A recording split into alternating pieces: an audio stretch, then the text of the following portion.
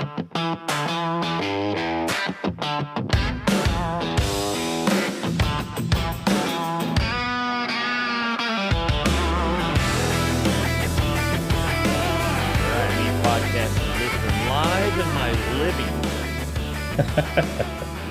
are going to discuss something I watched about a week ago.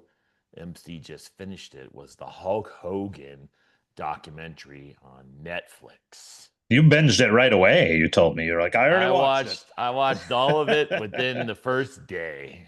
Yeah, that was impressive. I mean, I watched it too. Like when I finally watched it, I pretty much watched it all.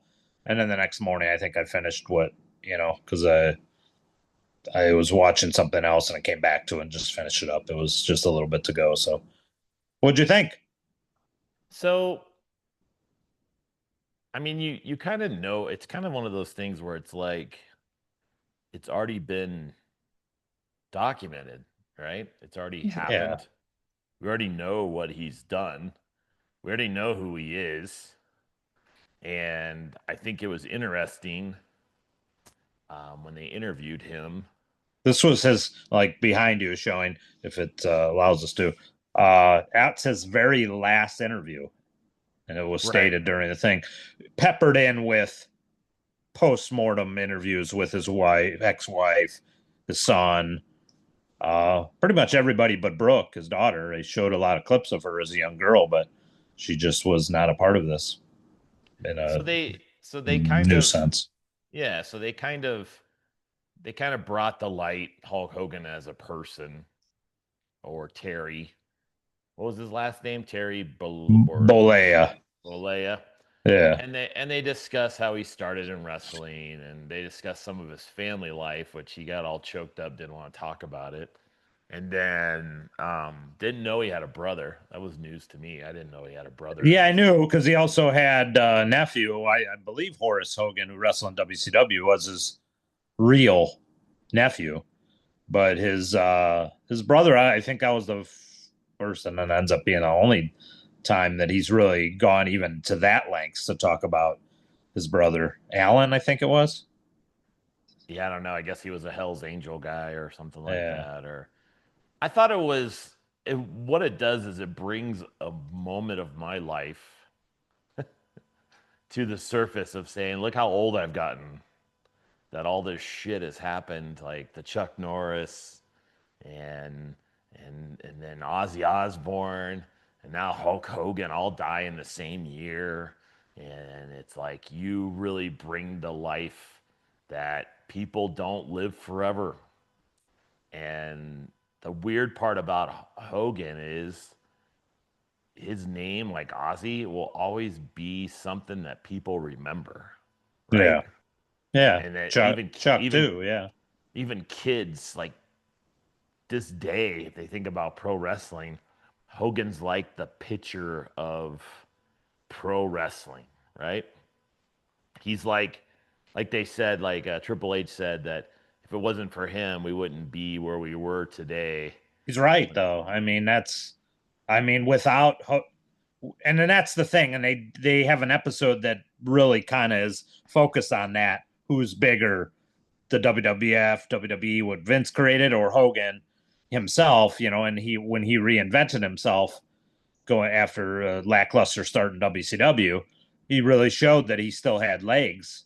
He just kind of needed a little kickstart to his character, with the Hollywood one. But yeah, I mean, just like Triple H said, regardless of how you feel about some of the comments he made that came out in that tape, and personally, if you don't like him or not, if he's buried wrestlers or whatnot, you cannot deny his impact. And without Hulk Hogan, there is no WWF, WWE, and I think what like Triple H said, it probably would have gone the way of a carnival. Like there probably would have been a type of wrestling maybe out there, but not to this extent without the Rock and Wrestling and the Hulk Hogan's explosion onto the scene. He was just larger than life. It They was probably caught a wave at the perfect time with that Rocky 3 release. it probably would have ended up like most of the WCWs and AEWs and TNAs and all them that just would have not been as exposed, I guess is the best way to put it. It wouldn't have been the exposure wouldn't be as big as it is now. I mean, look at the shit he did, dude. He's in cartoons. He was in movies. He kind of was like The Rock in the 80s. Like he was The Rock. Yeah. Yeah, And pretty much. so, I mean, because not every Rock movie has been a home run. I mean, it's safe to say there's probably been as many flops, per se, than there has been successes for The Rock. Hogan, I mean, is really, except for Rocky 3, there's dude, not all really his been movies a, were horrible. yeah, All his I movies. mean, except for His Rocky 3, but he's not the star of it, obviously. But yeah, I No, he mean, was his character, right? He was his character. That's who he was. well, he was Thunder Lips, yeah, Yeah, instead of man, the nanny, terrible. And I Mr. Nanny. was he in unit? Well, he wasn't. He wasn't. That was Dolph Lundgren in Masters of the Universe. Oh, yeah, that was Dolph Lundgren, yeah. But he was in another movie like that where he was like a sci-fi guy. It's just he's not a good. Suburban Commando or whatever Yeah, that was. yeah, Yeah. Suburban Commando. Well, Just then horror. the one they did, No Holds Barred, which was produced by WWE, which was basically him as a what? Not an arm wrestler, but it was him as a wrestler, It was and a then they wrestler. and then Zeus was the who ended up crossing over into the real Tiny Licer, who's also passed away. God rest his soul. Yeah, he played Zeus in there, and yeah, they made money off Zeus coming in and basically portraying that same character off of the movie. And Hogan, instead of being Rip, he ends up, he's obviously Hulk Hogan versus Zeus now. So, I So mean, what? he What do did a you think? shit. He did a shit ton of stuff, dude. But what do you think of this documentary? Do you think it's well received, or do you think it's just another WWE documentary of something that really is not the untold story? Like it's not untold. Like no one's if you're a wrestling fan of any kind from the 70s to probably 2000s, you know the story behind Hulk Hogan. Yeah, for the most part, most of this it's the same thing like we talked about with like The Last Dance. You're reliving some of the stuff through the docu-series, but you know the story. Obviously, we know what happened with WCW. A lot of the stuff was covered in WWE versus WCW or Monday Night Wars documentaries. It's just it was good to see it all together, but you just didn't have the soundtrack of Hulk Hogan's last interview in it. So that's what we had the benefit of this, and it was definitely worth watching, intriguing. It's not a whole lot of new stuff like the stuff with his brother, the stuff, that you find out, little tidbits here and there. The mentions he's Italian with the Bolea, obviously, if you didn't know that. Just a lot of stuff that, yeah, you would have probably known. I mean, the settlement with he met his lawyer, so was seemed with singing his little me or whatever the hell he did. But he was right. I mean, that was the privacy. Yeah, was it terrible? What was he not only doing? He claims he was drugged up and whatever and binge whatever the hell he was doing. But yeah, that doesn't excuse some of the stuff. You got to own up to what you did, and a lot of the stuff that criticism he got is because he didn't own up to steroids and then, maybe apologize quick enough. Some of the wrestlers that didn't, like some of the stuff with when he used the racial slur, but he's human. I mean, he did find Christ later on, which was good with his, and he always had the cross and stuff, but it may have been safe to say he wasn't a strong believer as he was in the later parts of his life. So the good part is, as a Christian, you like to see, hey, yeah, did he make mistakes? Yes. Was he asking for forgiveness later on and, surrendering himself to Christ? That was nice to see. And that was kind of cool. If you knew him and you looked up to him as a kid growing up, you kind of like to see that type of redemption story. And yeah, he's not perfect. None of us are. He makes his shares of mistakes. And when you're a celebrity, they're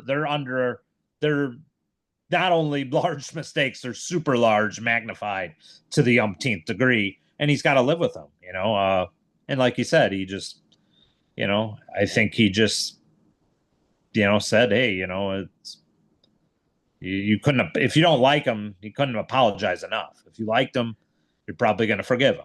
It's pretty Well, simple as that.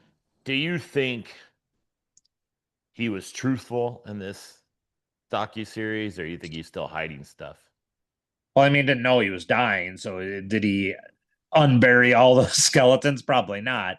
But I think that's probably the most truthful you'll ever of any interview you ever seen with him. I mean, that's about as. I mean, he was protecting his brand. So at the end of the day, if me and you had a like brand or whatever, we're gonna. Are We we do gonna? have a brand. It's Me Yeah. Podcast You Listen. That's what I mean. Of like a personal brand. If you have a personal brand that you're bringing to the table, you're probably not going to expose yourself under the scrutiny that he probably always was going to protect some stuff under whatever kayfabe or just like the stuff with his brother. There's probably more stuff he was going to say, but he didn't want to say it, out of respect to his brother, probably. Hmm. I mean, What do you think? what I was going to ask you, what shocked you the most from it, or what did anything kind of surprise you, or was there somebody that kind of surprised you? Like, what was if anything, what was the most shocking thing that you discovered or learned or just seen watching it? The fact that Jimmy Hart had a mansion That's for that's, be, that's what I for was saying. being I couldn't for believe how fucking slot machine in the background, big ass fucking home. I'm like, what the fuck were you doing? You oh, know took what? care of him, or that song with the Gentrys or whatever the hell he wrote. Between maybe Shit, dude. whatever royalties he's getting, he's living large. It looks like. Still looks Um, virtually the same. Obviously, he's not taking off his sunglasses, but if his hair dyed or whatever, if he's taking copper or whatever the hell he's doing, he still looks virtually the same. I think one of the things that stunned me during the docu-series is how much they didn't respect the Warrior very much for his Yeah, character. yeah, They I kind of agree. they kind of blew him off like he was just worthless, and I disagree. I think he didn't do it like a Hulk Hogan type of, Yeah. but he did put WWF in a different category when he started showing up because he was like larger than life. Like he was huge too, and he was shredded, and his character was just being crazy. And I think that was during that time where you don't see it right now. When I watch it right now, I don't see these roided up dudes like these guys that are just gigantic. Like But they're you do and you don't. Like you do for the comic book aspect as a kid, that kind of brings us back. But when you look at how many are dead and how many died young, yeah, but again, as a fan, I it's know, but like like you you is it that's when what you killed them, the steroids. I know, but when you're a Fuck kid, their heart up. when you're a kid, you're like, dude, that's the what you look at. You look Yeah. at giants, and and you look at people that it was like a sideshow. Andre the Giant was not a super athletic dude, but he's huge. Uh, Big Show is not a super athletic dude, but they're huge and they're in the ring, and that's what you're looking for. And so when you see like when you see behind you with Hogan and what he looks like, you just don't see those That's giants what are you of talking about? character. Hogan, that's you. All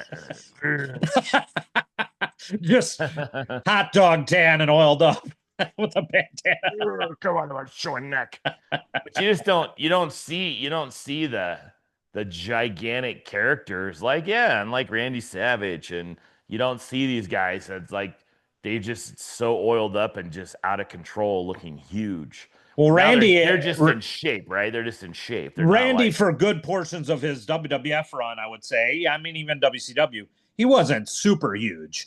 He'd have the baby oil, he'd have the tan and stuff, but Randy was fairly, he was tall, obviously. Then there were times where he was on something, but Randy Savage had his share of parts in his career where you knew he was cycling on, and then you knew he was off. But he was such a larger than life character, that they still use his voiceover in Slim Jims. who's the Celtic guy that's wrestling now for WWE? The real big guy that comes out with Sheamus? no, he's not Celtic. He's Irish or something. You're talking about Finn Balor? Yeah, that Yeah. dude's huge. You could tell that dude's a big Well, dude. he's shredded. Yeah, Yeah, I that's don't what think you're. he's that You just tall either. Yeah. you're just seeing. You don't see those characters like that anymore in the Yeah. WWF or WWE because you just don't. Like you said, they're healthier. They're getting supposedly drug tested. They're doing all these things to keep them from That's being mad. steroid. Just imagine every time they interview Jimmy Hart, I'm like, what the fuck? He's got a slot machine. He's got a large house behind him. Yeah, when he's sitting in front of his gate, you're like, Yeah. "Dude, what the fuck did you Yeah, I know. do?" That was weird too. He was like an old man sitting out, you're never late. You're 5 minutes early. It was odd.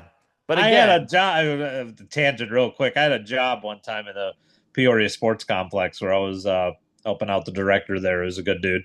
And he employed this real high strung older dude, like, and he was just like, and my boss, his name was Jim.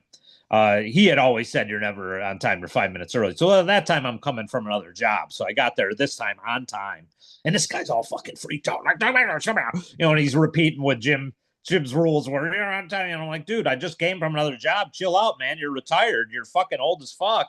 Like, give me a break. I'm coming from another job.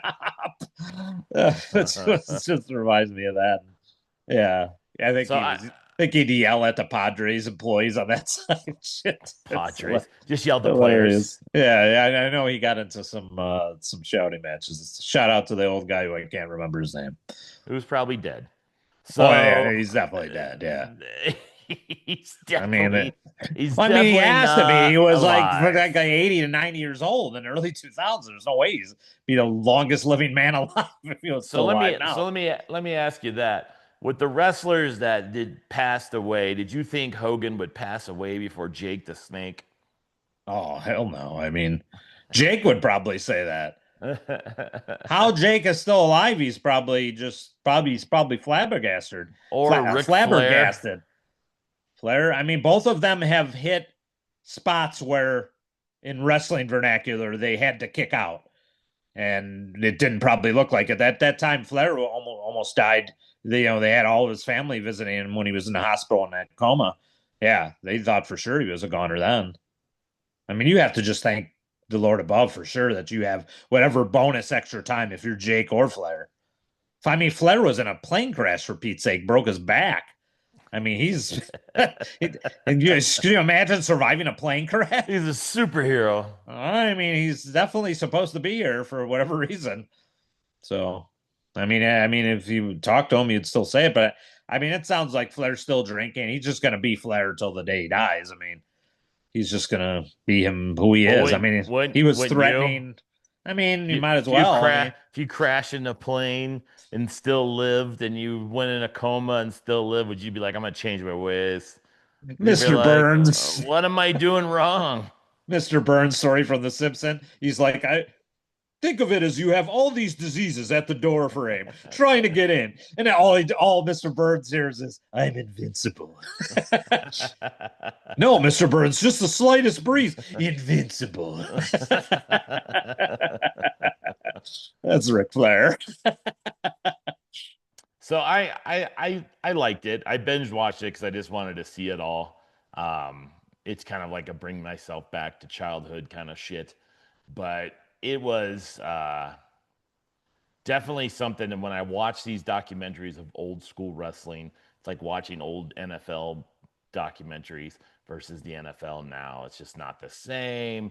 It's just like there's not as the storylines are the same. I get that, and I think that this other show that they have, what is it called, Untold or Unreal. Unreal?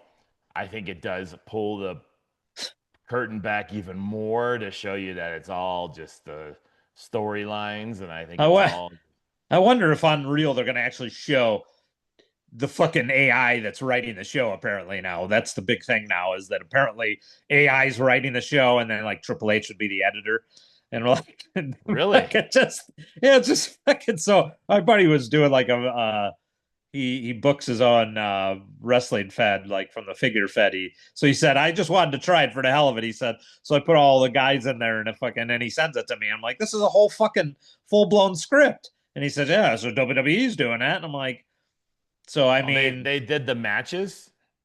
yeah, well, apparently the storyline around the matches, they could say, hey, give us a storyline around these guys and then this guys, and then they'll just probably alter the dialogue a little bit. But I don't know if we talked about it on one of our previous episodes. I thought I talked to you at least off the air. My buddy typed in a whole idea, had the script, and then he kind of employed me, so to speak, to uh, script supervise it with him. So we went through it, and he's at the point where he's going to film. I just told him, like, if you had to fucking AI write the damn film, you might as well just type the thing in, get Sundance or Seed Dance, whatever the fucking thing is, and just do the movie that way. He was like, "Ah, oh, that's not real." But you just fucking put the script in. For the most part, we edited, but like that was done by AI. What the hell's the difference if the actors are? You know, like, They'll make a movie with AI actors. yeah, yeah. Huh. So if he did what I said he should do, he could do his short film, and because here's the thing, like he's trying to have it set in Christmas time, and you ain't gonna do that in Arizona. Like, yeah, you could fudge this here or there, but the movie probably would, in theory, be better if he did that. I mean, there's gonna be some creativity and artistry of that. I get what he's saying, but like you had the script written by AI anyways. I'm always going to come back to that. AI did most of the script anyways. So it did most of the heavy lifting because this is what he wanted and stuff. It wasn't my brainchild. You know, obviously their dialogue is, you got to clean some of the shit up because it's not human. But I told him he should do it. I mean, at least try it. See what the fuck it produces. It would be hilarious. I mean, So what would it show? everything. We finished a full blown script. So if he inputted make a movie, kind of like what they're doing when the thing first came out, make me a short film with this as a script, and it has the things where it opens here. This AI did extra heavy lifting. It set moods and it did the extra mile that even when he paid me a full blown whatever or whatever agreement we made on a script before, it went the extra mile. You know, now I did some of that before, but it's doing like the extra setup of the scene, this or that. It went full blown into it. And I just told him, if you're going to do that, why not see what it's like? I mean, AI wrote the majority of it. Let it fucking video produce it. I don't know. I've never heard of this. Yeah. This is as you learn something new So every day on what do me you pay? podcast you listen. What do you pay for an actual video production? Well, you mean like the software you'd have to buy. So whatever Seed Dance costs or whatever, I think that's the name of it. If it's not, I'm sorry if I'm butchering it, but whatever it costs, that's the software you'd use. That's the most up to date.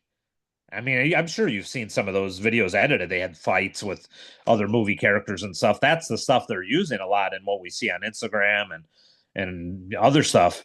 Just purchase that, and then you would input the script as the prompt, basically, and then it would just produce the movie basically. Now if he wants to edit this or that, or if he wants to do it again and insert different things, he could do that. Like if he had it do the same movie multiple times, I'm sure it's going to be different. But if you have the same descriptions of the characters, you have to keep that stuff consistent.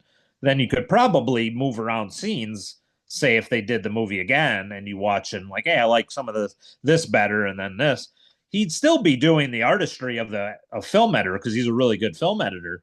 You're still doing the editing, so there's still a talent to that.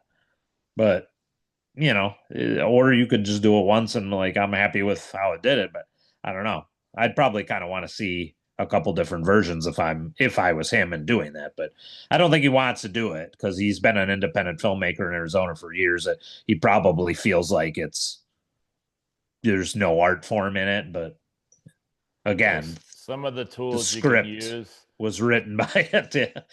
I would there's always go back to that.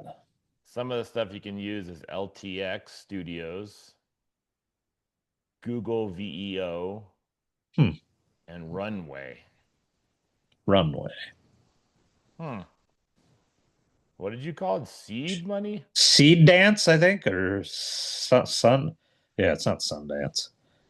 Yeah, I want to say I could be wrong, but like it's like Seed Dance 2.0. Put that in and see if There that it is. Seed Dance it is Seed 2.0. Dance. Yeah, So yeah. it's from DaVinci Who's that? software. Oh, Production DaVinci software. software. Yeah, So Seed Dance is no camera required. Seed Dance turns your ideas into engaging AI videos quickly. there it Generator is. for creators and pros. We could do it. We Seriously? could do a full feature length me podcast you listen movie. Buddy Do our cop movie. own. Do our Yeah. buddy cop. This might be my movie I wanted to make about a professional wrestler. it's we just redub it so we get some sort of acting credit for it. It can Thunder so lips in the flesh, baby. Thunder is that what's going on behind me? Yeah, that's what's good. Thunder lips. In the flesh, baby. So it says it generates using text prompts together with reference image videos and audio. It structures tagging systems, lets you define opening frames, camera movements, and music cues with precision, seamless cinematic motion, auto sync audio creations, flexible structure, video refinement, edit and extend existing footage with exact control. How much does it say? Try it for free. Make your movie for free and then we'll bill you. Try it for free and then we'll copyright it. Linda behind you. I'm assuming it's not cheap. It can't be, but and that's what I was saying, like all the time he'd have to have the old camera. It's still props, costumes, whatever. Like I still feel like the software would be a well worth investment. And it's going to do stuff that he wouldn't be able to do. You just have to edit it out of the film. I mean, it shows like what was that? That sound? Yeah, it's like a car. I'm surprised I picked that up. Did you pick? What was that? A car behind you? I was a car. Well, I live almost in a circle that you would hear it from as it comes down, basically. As they circle one edge, it dips and then they usually speed. Come through your wall. Let's hope not.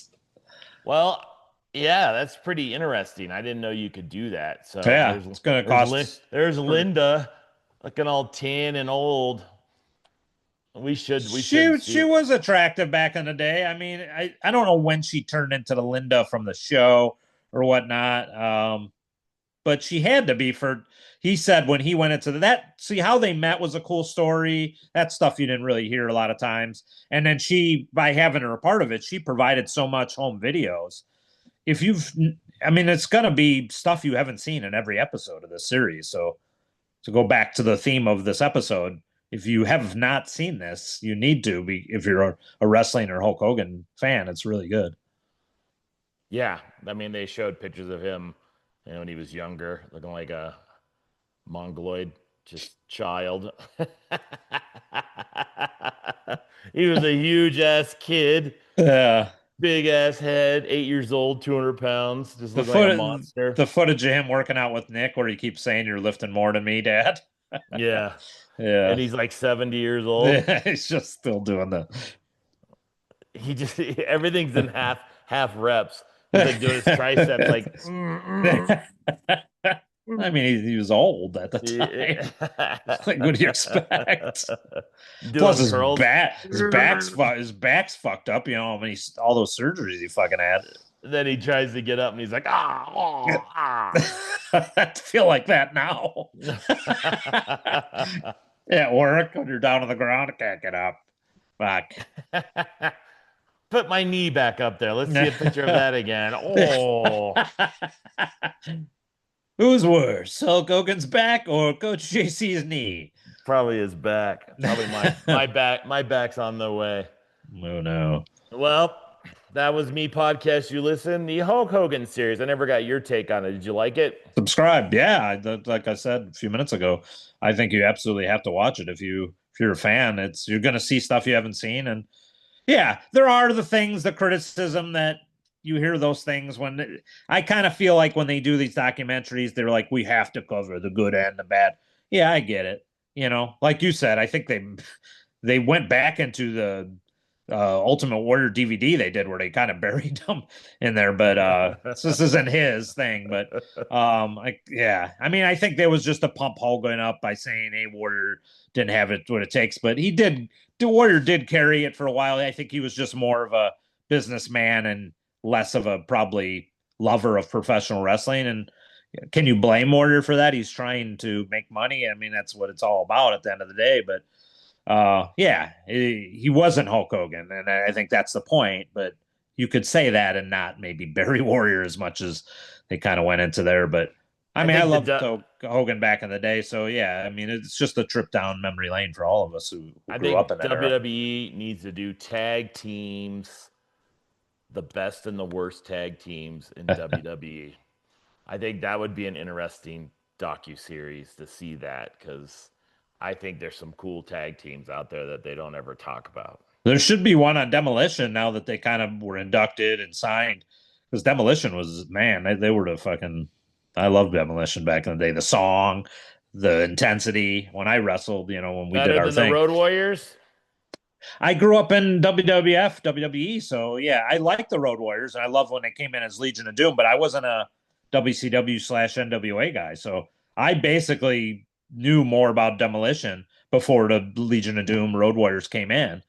So you kind of like Demolition kind of established its own Like run. what's going on behind me right now, the AWA is what I remember watching as a kid. And then WCW. I don't know why. They showed it more in Phoenix before WWF did. Just think that if that would have had the wherewithal to go like nationwide and then globally before, Vince wouldn't have been able to do shit. His dad would have basically screwed his federation out of Hogan because they fired him for him to do Rocky. So yeah, Rocky. it's pretty good. Yeah, it's pretty crazy. Fired him. Said, if you're gonna do a movie, get out of here. Yeah, he probably made as more than that one scene of the movie than he probably makes 2 years of wrestling. So one thing you can't knock Hogan is his business acumen. The guy made a shit ton of money. His estate is still making a ton of money. He's got that wrestling shop that I'm supposed to visit again tomorrow, and we'll see if they will bite on any of the stuff that I bring them. But or even trade. That shirt he's wearing right now behind you is probably worth $50. And all it is a cut-up shirt. It says Hulkamania. You think it's still around? Those headbands were like $20. It's just his wrestling shop, which there's one here in Pigeon Forge. They got a shit ton of merchandise. He's got a merchandise, and then he's got a ton of collectibles and stuff. Like I'd like to actually just even some of the stuff I had, I'd like to see some of that stuff in there. Even if like I said, even if I went in there, I traded stuff to him. It would just be cool to get a shirt and see some of that stuff represented, because they don't have a lot of the stuff I had over the years, and collected over the years. And, they don't have a lot of the stuff that some of the stuff I have. They got some of the, oh, hey, here's the belt and this or that. But a lot of his merchandising, from the old Hasbro figures to the LJNs, all that type of stuff, they didn't have that represented when I was there last. I thought it was cool too when he went through his storage locker. That was pretty neat. Yeah, see some of that stuff. His little suitcase full of stuff, and his little journal of all the events he had. He was writing them down, all the crap he had to do, and his little calendars. That was kind of cool. Yeah, it was cool. It's well worth watching. I liked it. I definitely. That's when they say rated on Netflix. It was a love. It was good. All right. Yeah. Well, that's it. Me podcast, you listen. What you gonna do, brother, when me podcast, you listen runs wild? Oh, subscribe. I'm gonna end it right now.